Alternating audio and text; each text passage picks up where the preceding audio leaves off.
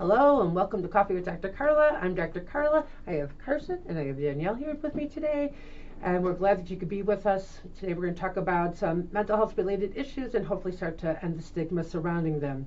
And so this is going to be a fun one because we're going to talk about, well, I think we named it planting seeds, but I think what's cool about it is like how interesting it is that, you know, this one connected with this one, and you know how all these connections came about. And so you know, for the business world, it's like networking, but it's really like who do you know, and you know, how do you connect up with the different people. And so I thought we would try to the extent that we can to tell a little bit about the story about how we each, you know, how we found one another. So actually, Carson, why don't, because it essentially starts with well, in theory, it starts with you.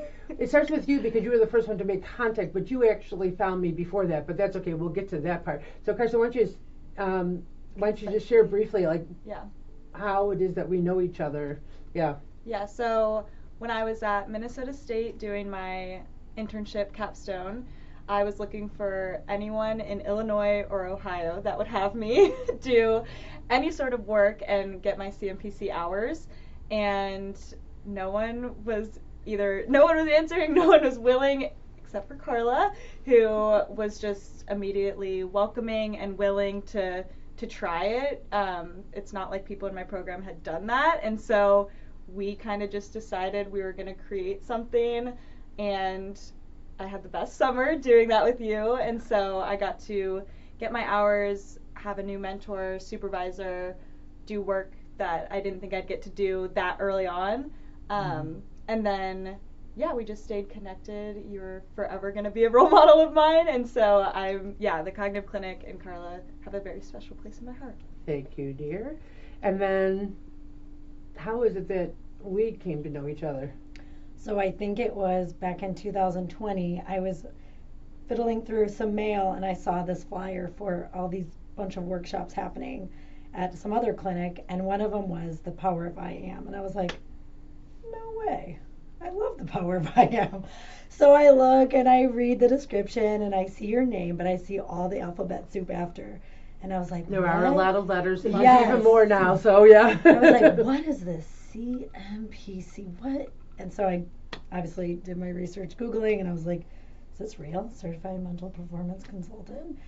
And then that's when I was like, I gotta meet this woman. Like, I gotta go to one of her workshops. I gotta see. And I just kept to that paper for a very long time. COVID hit, still kept the paper. But in the meantime, I did look up the CMPC requirements, and I started the process back in 2020 of collecting the seeds to eventually be certified myself. In the meantime, part of the requirements was to connect with a mentor. Well, at the time, I looked up part of your bio, but I looked up someone else in Naperville's who was like, oh, I feel like we align more. I feel like this is what I really need. This is what I really desire or want. To your experience, I reached out to the point where it was probably embarrassing because there was no response for a very long time after many attempts. And I thought, what am I doing? Why am I going against what the world is telling me? The universe is not giving me this. So then I reached out to you, and as your experience felt, or you were completely willing and open, and it was the right thing to do. It was important for me to get rejected by this other person for so long because the universe wanted me to work with you from the point of that paper. And I had it. I didn't bring it today to prove, like, I've been carrying you around with me for 4 years. Yeah. And now you're next to me having tea and coffee. Right, yeah, cha-ching, yeah. But for real, so once you took me on, and I realized the work with you was not just about the mentorship for the CBC, but really as a business owner and as a mentor to grow what my baby is, my vision for many years, which is expanding, and you've helped me do that with this one over here.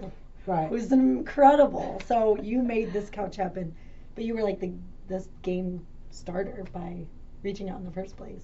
Yeah. So yeah, and I'll add my 2 cents. So you know, I love taking in interns. I love being able to. I mean, my first career was teaching, so I've never stopped teaching. I'm just doing it in a different spot, right? For sure So, you any intern that reaches out, if I feel like it's going to be a good fit, right, then of course I'm more than willing to, to work with them. Carson, you were the first person from the performance world wanting to do an internship, and so I'm like, okay, well, we haven't done this before, but here's how we could probably try to do it, in the world of private practice. And so that's part of it. And then now mentoring people and not having to provide hours, I've done that as well. And so that was not necessarily a stretch. But what's interesting is that the more I got to know you, and then I was working with you, and then I was still trying to help you kind of figure out like what to do now that you've graduated and all that other stuff, and now you're telling me you want to expand. I'm like, okay, you're both are runners, you're both, like, I think you have to meet, and it's funny because today I said to Eva, I said, wait till you see them both together. Then you'll be like, of course they're together. Why wouldn't they be? I'm like, it is we fell in love in the parking lot. In the parking lot. And Right. not knowing what you're kind of a little mastermind, like Yes. setting us up like that. Like I was like, okay, we both run. That doesn't mean, like lots of people run. Like why would we be? I run too, but like, yeah, it's not the same kind of running, but right, exactly. And it was, Yeah. match. Yeah. Yeah. So yeah, and it just was, based on and what each of you guys were talking about that you wanted, right? So, right. And I do know that even when I said to you, I'm like, I really want you to meet Carson, and you said, well, why aren't you taking her on? I said, because I don't have the infrastructure Right. that she needs, because we tried that already, Yeah. Yeah. right? So my certification with mental performance is showing up in different ways. So like, yeah, I have a handful of athletes, but it's primarily showing up in the mentorship around, business development, or, that seems to be the big one, but developing into whatever it is that you're trying to become, right? So that's where I am. So for me, connecting the two of you made the most sense because, first of all, there's plenty of work to go around. I don't need to be selfish or greedy and be like, well, you can't have Carson, I want Carson, because the reality of it is like there's plenty of work, so that's Right. that's not the issue. Though I think that what's interesting though is I'm sure people are like, oh my God, they're all giddy, but we're giddy because the reality of it is everybody had a set of needs and everybody was able to connect in a meaningful way, right? And so, we said at the beginning, planting seeds, like who would have known that this is where it was going? Because I don't know that any of us thought about this as we started to connect, right? But it made the most sense, right? And so I guess I'm curious as we kind of close out here,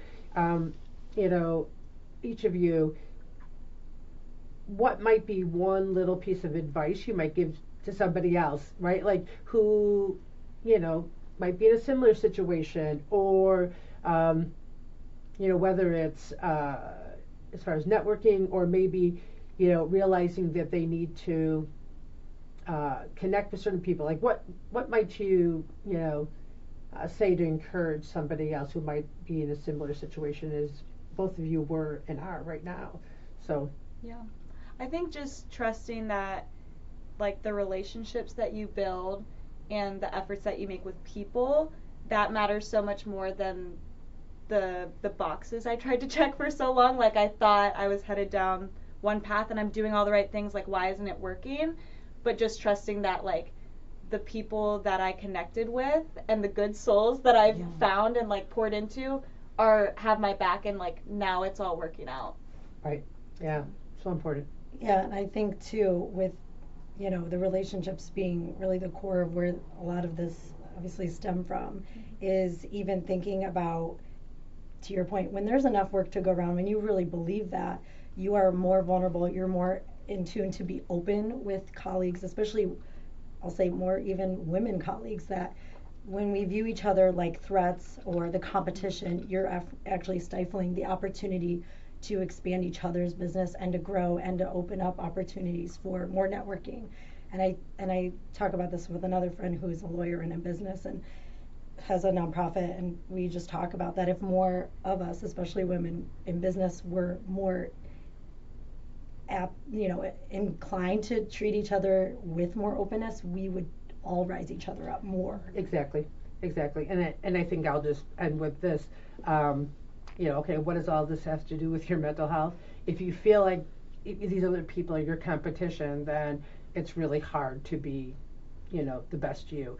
And if you lean into these relationships, which is the core of, good mental health, those connections, those attachments, then you can, even if things are rough or difficult for a period of time, your overall mental well-being is going to be fine. You're going to do well despite whatever obstacles might come along. So, you guys hit it spot on. So remember, you can change your thoughts, discover your potential, and transform your life by focusing on your overall well-being. So until next time, continue working on being the best you possible.